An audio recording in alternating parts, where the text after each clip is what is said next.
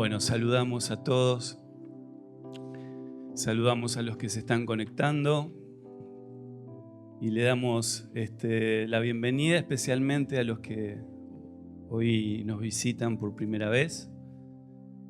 Estamos disfrutando un tiempo tan glorioso.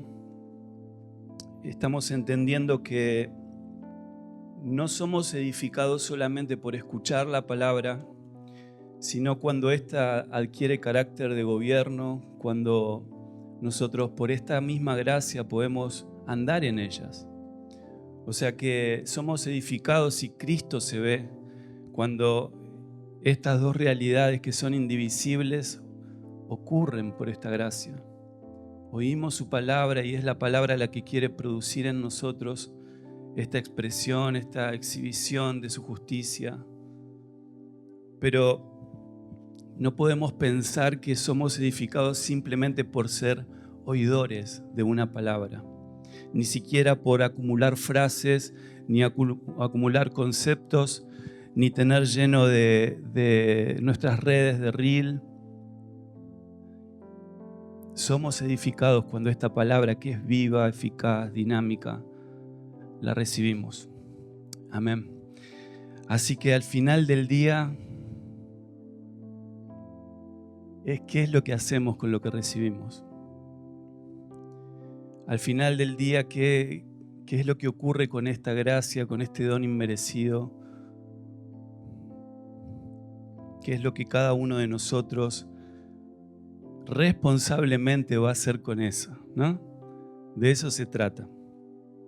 Estaba leyendo acerca del Mar Muerto, que está ahí en Israel. Es un mar que es visitado, es una atracción turística, pero yo no sabía que este mar en realidad no es un mar, sino que es un lago. O sea, tiene fama de mar, pero en realidad es un lago. Y es un lago que es alimentado por el río Jordán, pero no desemboca a ningún lado. Es un lago que llegó a retener, a ser alimentado por el río Jordán, y al no desembocar a ningún lado, simplemente acumuló y acumuló sal al punto tal de que hoy una persona puede casi acostarse en el agua. La densidad del agua, producto de la sal, es tan densa que no hay posibilidad de vida. Es un lago, ¿no es cierto?, con fama de mar, pero que no continúa como un río, que no fluye la vida en él. Y creo que hay una gran analogía en esto, podemos encontrar una gran analogía en esto de su gracia en nosotros y lo que ella quiere producir, continuar, dirigirse al Padre en olor fragante, glorificar al Padre por medio de no solamente recibir, sino de continuar. Una gracia que vuelve al Padre, una gracia que enriquece a todo lo que nos rodea. Amén. Hay tanto por enriquecer, hay tanto porque esta gracia podamos abrazarla, entenderla y quiero continuar con esto un poquito más adelante. Colosenses 2:6 dice: por tanto, de la manera que recibieron a Cristo Jesús el Señor, así anden en Él, firmemente arraigados y edificados en Él y confirmados en su fe, tal como fueron instruidos, rebosando de gratitud. Esto es algo que venimos trabajando, ¿no? Y estamos entendiendo que de la manera que lo recibimos es la manera en que andamos. Andar en Él Andar en la verdad, andar en esta gracia, no es ni más ni menos que depender de ella. Andamos en Cristo cuando dependemos de Cristo. Depender de Cristo no significa solamente que es un hecho circunstancial. Ciertas cosas yo necesito ser guiado por Él o dependo de Él, sino conforme esta gracia es entendida, abrazada, nos damos cuenta que vivimos por esta gracia, respiramos por esta gracia y necesitamos esta gracia absolutamente todo el tiempo. Andamos en Cristo cuando nos damos cuenta y tenemos una conciencia lo suficientemente desarrollada en Él para entender que le necesitamos. Así que hay ciertas palabras que estamos entendiendo que el Señor nos las está revelando de forma tan amorosa, tan precisa, que su efecto es consolador, pero es consolador porque mata enemistades. El consuelo no es algo que se produce en nuestros sentimientos, sino que el consuelo es a partir de que Dios puede quitar nuestras enemistades. O sea, Adán nunca va a ser reconciliado con Dios, sino que la reconciliación es porque Adán fue muerto, sepultado, y luego nosotros somos trasladados de Adán a Cristo. Amén. Así que si algo te conflictúa, si hay algún enojo o algo de lo que Dios trajo a nuestra vida nos mantiene conflictuados o enojados, no hay posibilidad de que la reconciliación se exprese en nosotros si no es por medio de matar nuestra enemistad. Amén. Y esto también es por la gracia. Y esto es también por la gracia. Así que siempre el peligro es que tengamos definiciones demasiado abstractas, que tengamos definiciones bellamente construidas, pero que todavía son ajenas a nuestra alma. La gracia tiene dos caras, es una moneda que tiene dos caras. Por un lado, es atemporal, es eterna, es gloriosa. Ella produjo que fuimos bendecidos con toda bendición espiritual, que fuimos sentados juntamente con Él, que fuimos aceptos en el amado. Esa es la parte eterna, gloriosa. Pero la otra cara es una parte completamente doméstica, completamente cotidiana, porque toda realidad en Cristo que tenemos busca su expresión en nosotros, en la tierra. Toda realidad busca su expresión en los hechos más cotidianos que nosotros podamos imaginar. Así que no son definiciones abstractas, sino cuando somos conducidos para una expresión de justicia, de tal manera que la realidad del cielo empieza a verse de manera sencilla, cotidiana, donde todo adquiere su forma, su diseño, su orden, pero siempre es consecuencia de lo que está sucediendo. Siempre es consecuencia de que la gracia comenzó ofreciéndonos una muerte.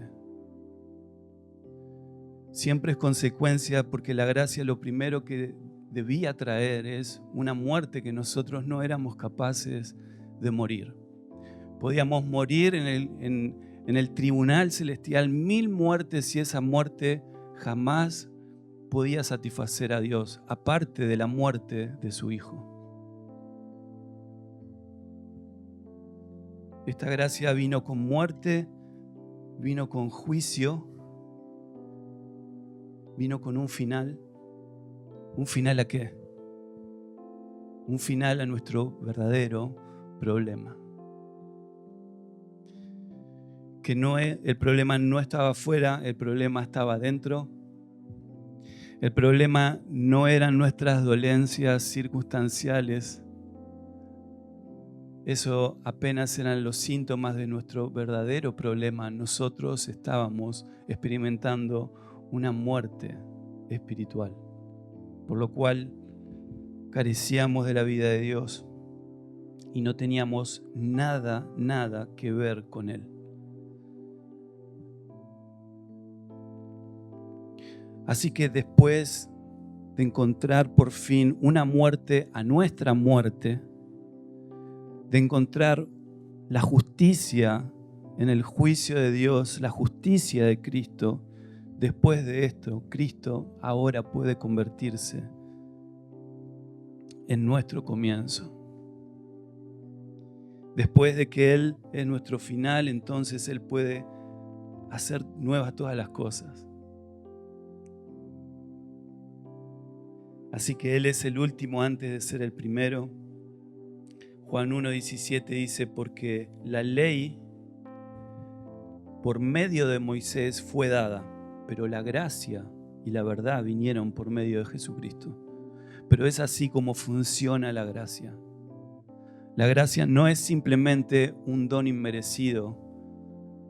La gracia es un don inmerecido que trae una muerte. Y con ella una resurrección, una vida nueva. Así que estamos expuestos a la misma palabra, estamos expuestos al Evangelio. Estamos escuchando una misma voz. Pero la pregunta sigue siendo, ¿cómo recibimos esta gracia? ¿Cómo la instalamos en nosotros? Me refiero a cómo añadimos esta gracia a lo cotidiano. ¿Cómo la añadimos a nuestra alma? ¿Cómo la administramos? ¿Cómo creamos un entorno propicio para no sofocarla, para no menospreciarla, para ser consciente de nuestra dependencia absoluta de esta gracia? Andar en Cristo es depender de Él. Y el otro día les contaba que uno podría pensar en nuestro andar en Cristo y uno podría graficarlo tal vez de esta manera, ¿no? Mi andar en Cristo podría ser así. Pero hay una variable que es determinante, que es así. Y es mi dependencia de Él, mi necesidad de Él. Mi necesidad de Cristo y mi necesidad del cuerpo de Cristo. Así que, a menos que crezcamos en nuestra dependencia, en nuestra necesidad absoluta, en todo tiempo de Él, nuestro andar en Él también se va a ver afectado. Así que recibimos la palabra de Jesús, pero lo que estamos tratando de entender que en las palabras de Jesús hay gracia. Estamos entendiendo que necesitamos recibir la gracia en las palabras para que éstas nos gobiernen, para que éstas adquieran carácter de absoluto, para que cada verbo imperativo nosotros andemos en esa gracia, en esa verdad.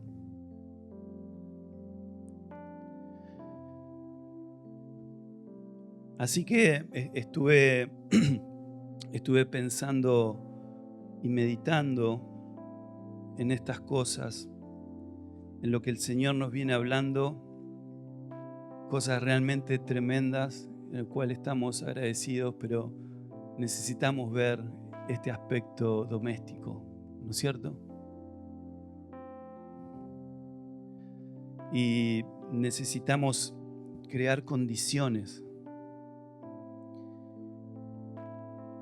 necesitamos entender cómo la gracia opera y cómo la gracia se deshabilita en nosotros, no adquiere expresión.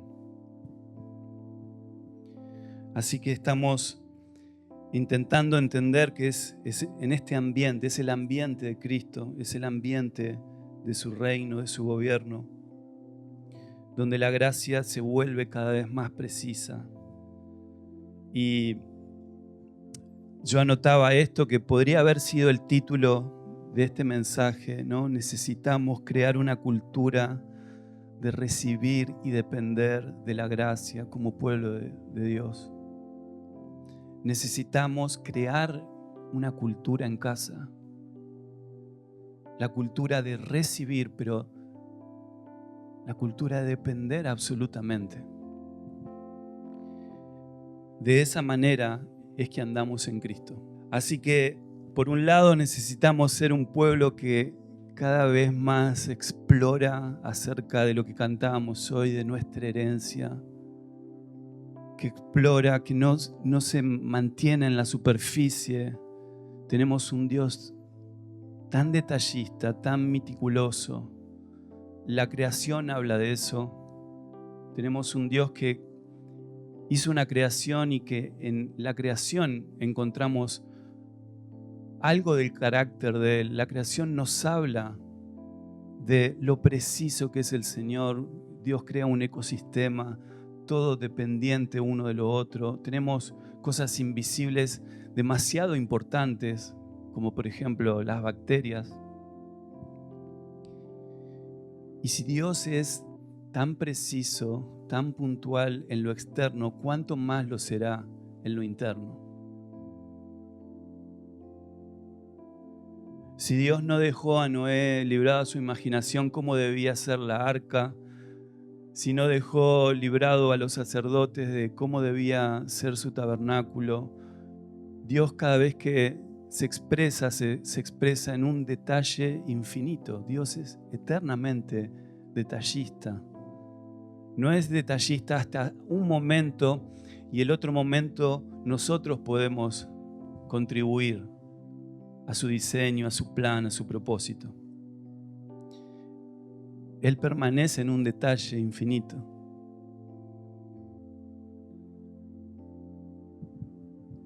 Así que si Dios en su carácter es así, eso nos debería llevarnos a ser un pueblo que indaga en detalle en esta profundidad para entender cómo funciona esta gracia en nosotros, cómo andar en Cristo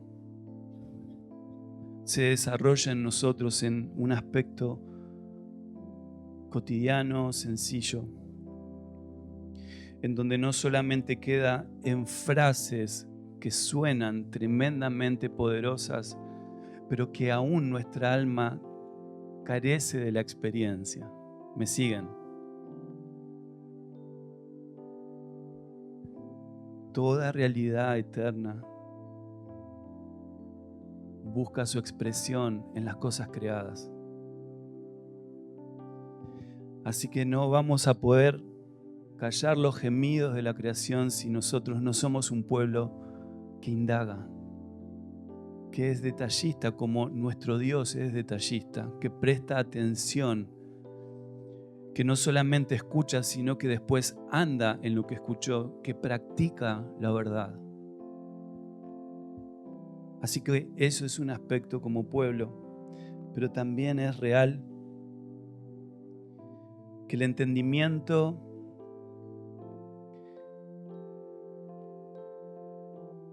se da en estas dos cuestiones que son indivisibles.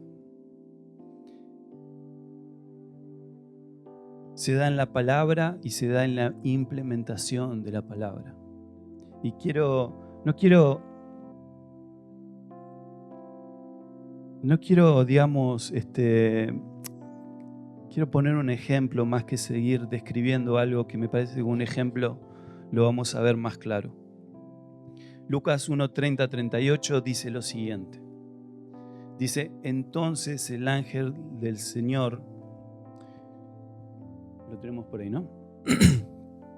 le dijo: María, no temas, porque has hallado gracia delante de Dios, y ahora concebirás en tu vientre y darás a luz un hijo, y llamarás su nombre Jesús.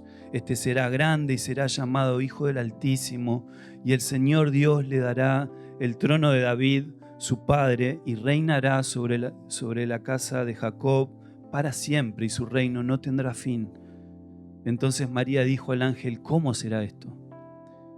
Porque no conozco varón. Respondiendo el ángel le dijo: el Espíritu Santo vendrá sobre ti y el poder del Altísimo te cubrirá con su sombra, por lo cual también el santo ser que nacerá será llamado Hijo de Dios.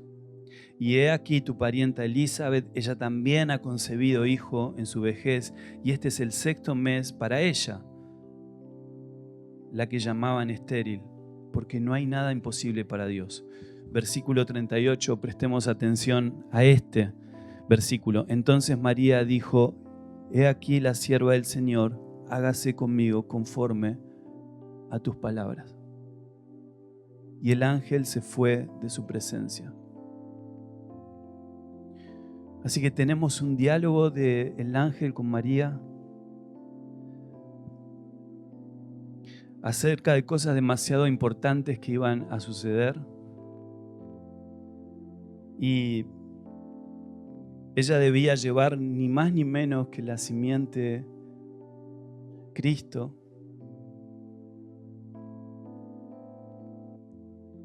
Ella iba a llevar la gracia misma de Dios, la palabra eterna, el Verbo encarnado. Y si uno se pone a pensar, ¿qué habrá entendido María? Las enormes implicancias que tener el Hijo en ella, el Hijo eterno de Dios, esta vida eterna, los enormes desafíos que venían por delante, ¿verdad? La cantidad de incomprensión que a su alrededor iba a suceder con sus padres, con sus suegros, la cantidad de desafíos que venían por delante. ¿Cuántas cosas habrá entendido María? Sin embargo, sus palabras fueron: hágase conmigo conforme a tu palabra. Porque hay un entendimiento que opera cuando empezamos a caminar, cuando nosotros le decimos: Señor, hágase conforme a tus palabras. No entiendo las implicancias enormes y eternas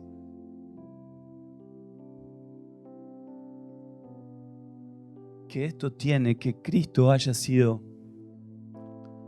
engendrado en mí, que yo haya sido plantado en Él. No lo entiendo, pero hágase conmigo conforme a tus palabras. Esta es nuestra oración, ¿verdad? Esta es nuestra oración, esta es la forma en que recibimos esta gracia. No sabemos todo lo que va a ocurrir, todo lo que esta gracia tiene que provocar en nosotros, pero si hay algo que María estaba seguro que este hijo debía nacer, debía ser preservado, y que ella tenía una enorme responsabilidad de preservar esta simiente. Así que cuando hablamos de gracia, hablamos de un don inmerecido. Pero es por medio de la fe, es por medio de creer, es por medio de depender, que muchos beneficios de esta gracia tienen carácter de expresión en nosotros. Hay una activación de estos beneficios inmerecidos. Y siempre el peligro es que nosotros tengamos y vivamos en una fuente inagotable de gracia, pero con muy poquita expresión de esa vida, de esa naturaleza. Así que encontramos en María un modelo un modelo de algo sumamente práctico, la vida del Hijo de Dios en ella, y ella ni siquiera tenía un punto de referencia, no podía llamar a alguien y decirle, che, ¿vos te acordás, Elizabeth, que un día concebiste el Espíritu? No había forma, no había dónde apoyarse,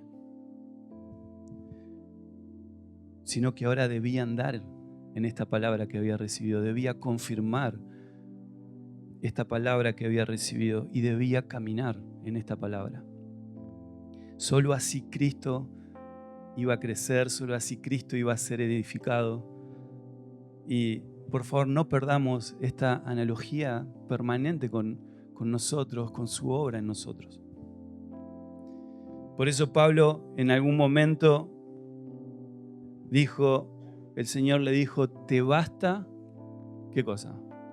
Mi gracia.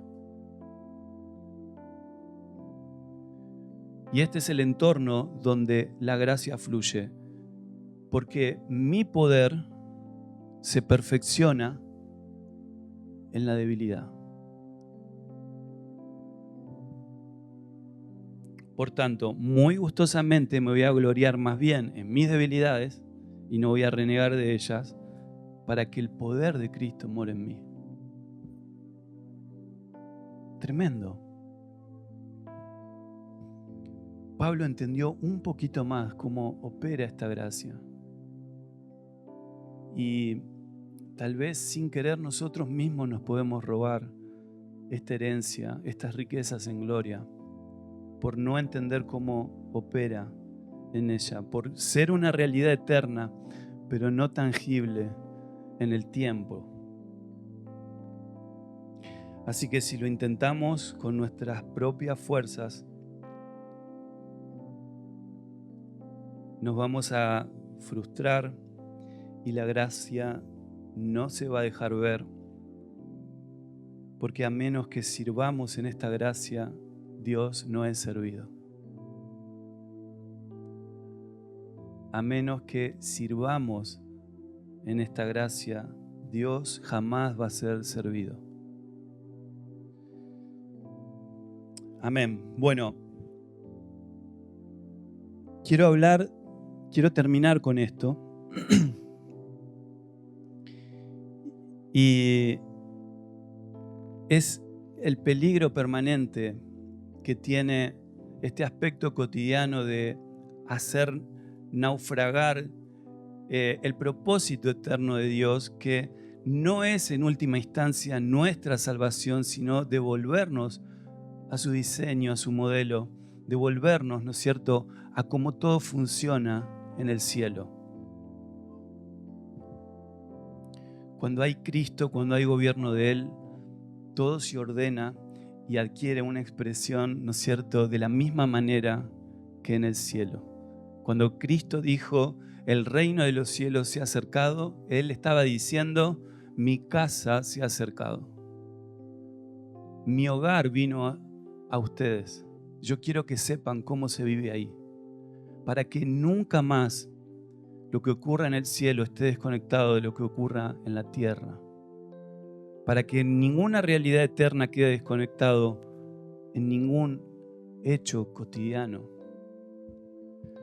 Para que todo se vea en este Dios tan detallista que opera en las cosas más mínimas y pareciera más insignificantes.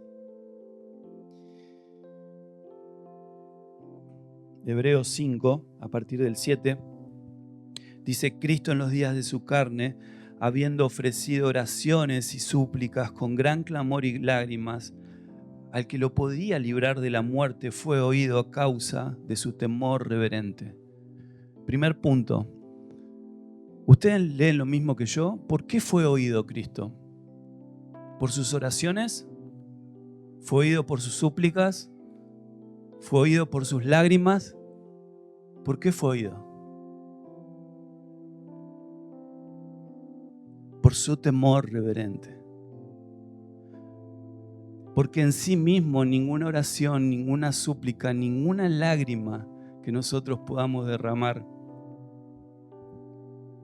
va a ser oída en el cielo a menos que haya una vida posicionada en el Señor y expresada, abrazando su gobierno, su voluntad, sus deseos.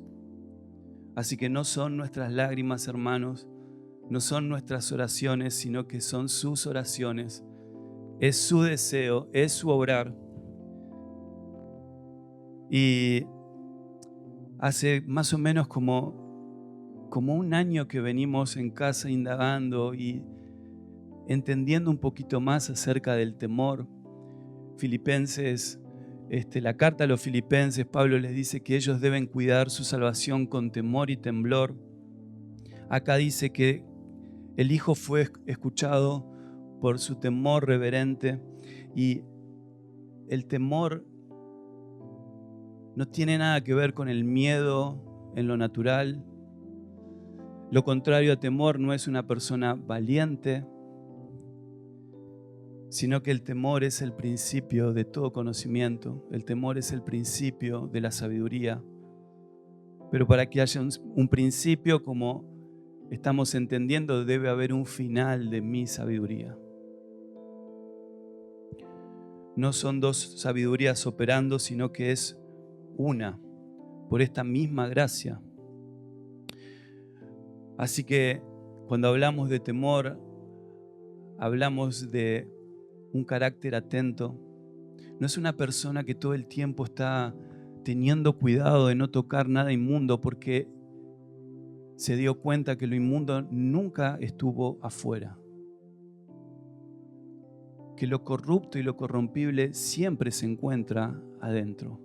El temor es la forma en que Dios me preserva de que todo lo que Él quiere producir se lleve a término de la forma más dinámica, cotidiana y todo lo que venimos hablando. El temor del Señor es el temor del Señor. Y es la forma en que Él vive en el cielo, hermanos. El Padre y el Hijo se contemplan. El Hijo contempla al Padre y guarda con cuidado reverente todo lo que ve de Él, todo lo que oye, porque vive en una dependencia del Padre. Así que la expresión de temor no es alguien que anda con cuidado de que nada lo manche, sino más bien luce como una persona anotando lo que Dios dice. Una persona temerosa es una persona que guarda con cuidado reverente cada palabra del Señor, porque tenemos un Dios muy detallista y que necesitamos guardarlo de esa manera. Amén. Así que tenemos temor porque el querer, el obrar, el deseo de Dios que está en nosotros por esa gracia debe ponerse de manifiesto por medio de la fe, por medio de depender de Él, de creer en Él. Y la gracia por sí misma puede convertirse en un depósito. Por eso somos salvos por medio de la gracia, pero es por medio de la fe. Somos salvos por gracia, pero es por medio de la fe que eso se desarrolla, cumple su propósito. Así que tenemos suficiente insensatez, hermanos, en la carne para menospreciar esta gracia, y este es el primer peligro. El principio de la sabiduría es el temor al Señor, pero los insensatos desprecian la sabiduría y el entendimiento. Esa es la lógica del cielo, que alguien que no tiene temor desprecia, que alguien que no tiene temor menosprecia, y nosotros podemos despreciar esta herencia. Cristo, en los días de su carne, habiendo ofrecido oraciones y súplicas con gran clamor y lágrimas al que podía librarlo de la muerte, fue oído por causa de su temor reverente. Fue su misma vida entregada a la voluntad del Padre. Y aunque era hijo, aprendió obediencia por lo que padeció. Y aunque era hijo, aprendió obediencia por lo que padeció. El otro día en el grupo conversábamos de esto y surgió una pregunta, pero ¿quiere decir que la única manera es por medio del padecimiento? Y la respuesta la tiene Pedro. Pedro dice, en lo cual vosotros os alegráis, aunque ahora por un poco de tiempo, si es necesario, tengáis que ser afligidos en diversas pruebas. ¿Para qué? Para que sometida a prueba vuestra fe, mucho más precioso que el oro, el cual, aunque perecedero, se prueba con fuego, y sea hallada en alabanza, gloria y honra cuando sea manifestado Jesucristo. Así que primer punto, Pedro dice, si el Padre lo considera necesario, tengáis que ser probados por diversas pruebas, diversas aflicciones y aún tribulaciones.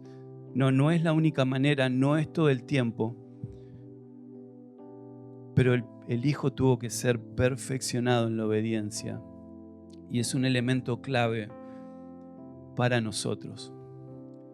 Y habiendo sido hecho perfecto, vino a ser fuente de eterna salvación para todos los que le obedecen, siendo constituido Dios como un sumo sacerdote según el orden de Melquisedec. Y en el versículo 11 dice esto. Acerca de esto tenemos mucho que decir, hermanos. Y es difícil de explicar.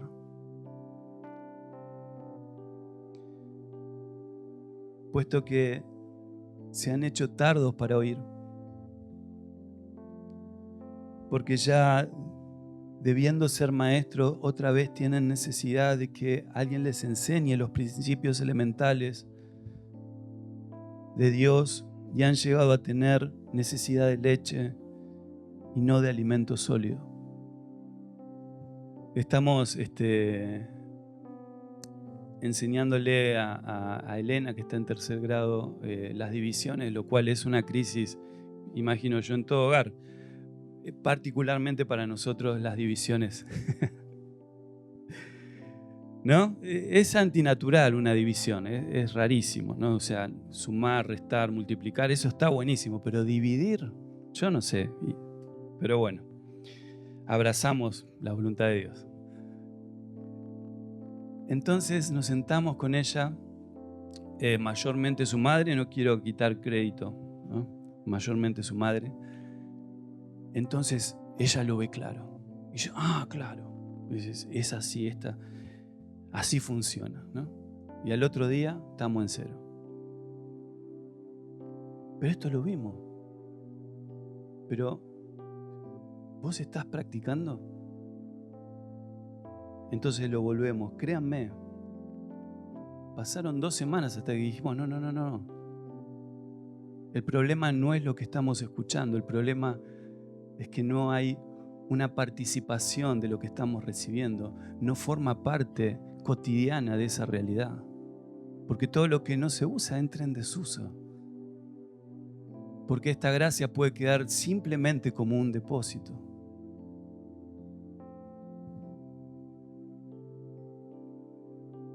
Y el autor de Hebreos les está diciendo esto, ustedes se hicieron tardos para oír. Oír en el hebreo, oír y obedecer es exactamente la misma palabra.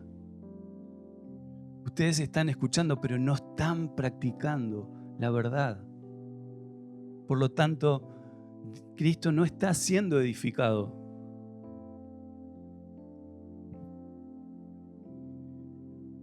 Es esta gracia, cómo la recibimos, cómo la implementamos, cuál es el entorno, cómo esta opera, cómo funciona y cómo adquiere expresión. Así que no vamos a entender todo y no busques entender algo para obedecer. Necesitamos obedecer. Y es en esta experiencia que cuando obedecemos, participamos. Cuando obedecemos, participamos. No participamos de su naturaleza simplemente por oír o porque estamos en algún grupo de entrenamiento. No participamos porque predico la palabra. No, participo de su naturaleza cuando obedezco. No tenemos tiempo ahora, pero eso está bien detallado en 2 de Pedro. Así que aunque era hijo, aprendió obediencia por lo que padeció. Y habiendo sido hecho perfecto, vino a ser fuente de eterna salvación para todos los que le obedecen, siendo constituido por Dios según el orden de Melquisedec. Y quiero volver a hacer énfasis en esto. Acerca de esto tenemos mucho que decirles, pero se han hecho tardos para oír. Se han hecho tardos para oír. En el capítulo 2 les dijo, porque es necesario que con mayor atención, con mayor diligencia, atendamos las cosas que venimos escuchando, para que ninguno se deslice. Esa palabra es una palabra que se usa en la náutica, en la naval, ¿no? Que es cuando un barco naufraga, que se empieza a deslizar suavemente, es casi imperceptible. Y esa es la idea general de esto.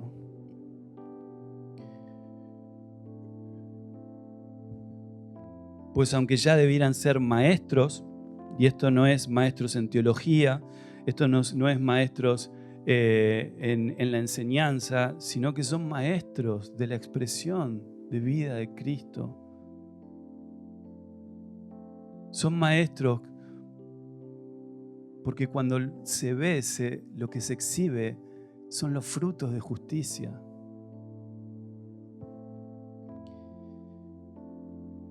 Y otra vez tienen necesidad de que alguien les enseñe los principios elementales. Y han llegado a tener necesidad de leche.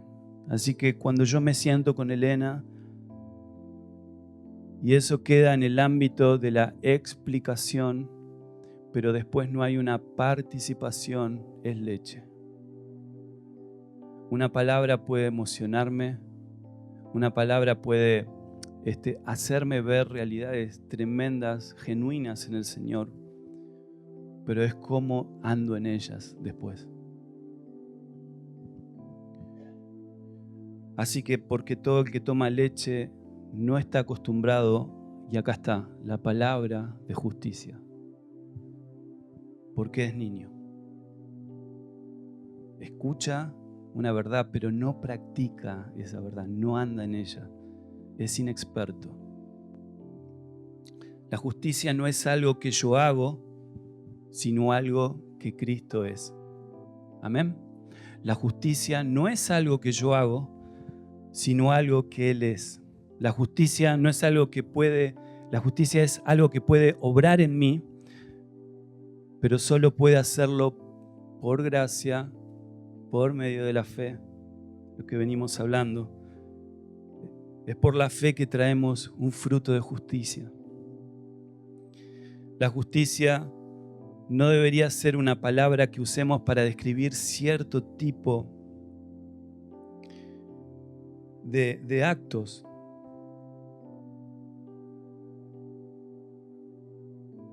La justicia tiene que ver con una persona, con una naturaleza, con una obra finalizada, de acuerdo a esta gracia, de acuerdo a este don inmerecido por medio de la fe. Así que separados de Él, mis hermanos, mi bondad, es completamente una injusticia, y todo acto de justicia propio es como trapo de inmundicia. Así que debemos practicar la verdad, hermanos. Filipenses 2, una exhibición de la justicia de Cristo. Él, siendo Dios, no estimó el ser igual a Dios. Él, teniendo un derecho legal, una posición, no estimó el ser igual a Dios. No se aferró a un privilegio, sino que buscó algo mucho mayor, que es agradar al Padre, su voluntad, su propósito eterno y todo lo que debía ocurrir por medio de entregarse. Así que Dios es servido por la gracia que obra en nosotros el querer, el hacer, o Él no es servido.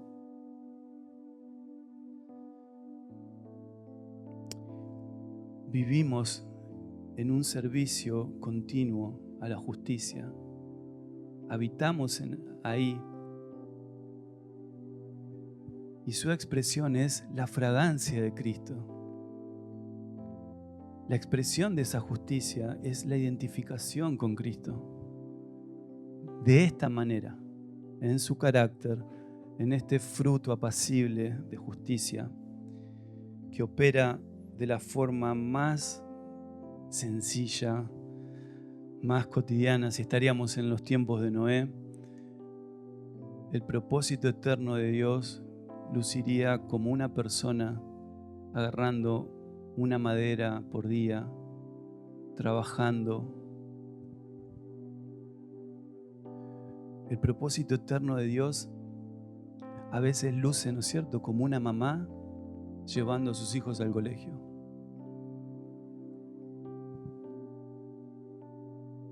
Y en cada acto la oportunidad de exhibir la justicia de Cristo, porque es ahí donde habitamos. Así que esta es la manera, este es el modelo. Por tanto, dejando ya los rudimentos de la doctrina de Dios, de la doctrina de Cristo, vamos adelante hacia la perfección. No echando otra vez el fundamento del arrepentimiento, de obras muertas, ni la dependencia de la fe de alguno, ni que todo el tiempo me estén repitiendo lo mismo solo. La idea de leche es alguien que no se alimenta solo, que necesita un biberón, ¿no? Que le alcance en el biberón. Y el autor de Hebreos dice, dejando. ¿Cómo maduramos? Bueno, hay cosas que son buenas a su tiempo, pero que hay que ir dejando.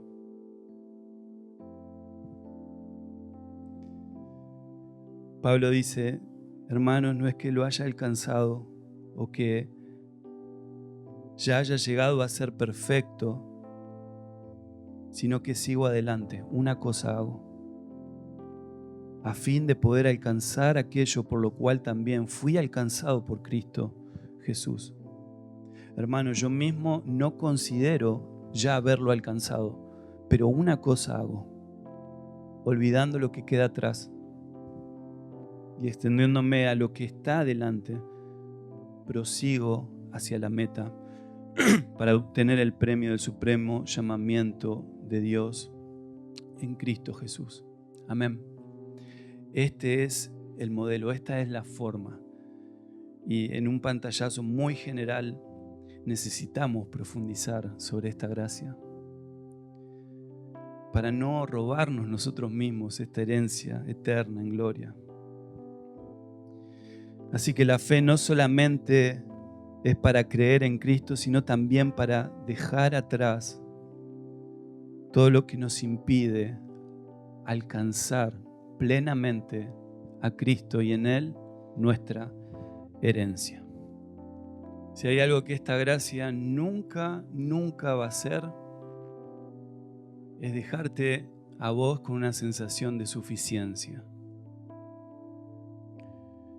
Si hay algo que esta gracia va a hacer, es hacernos muy débiles en el hombre exterior, para que Cristo se haga fuerte en nosotros. Esta es la manera, este es el abordaje del cielo. Amén.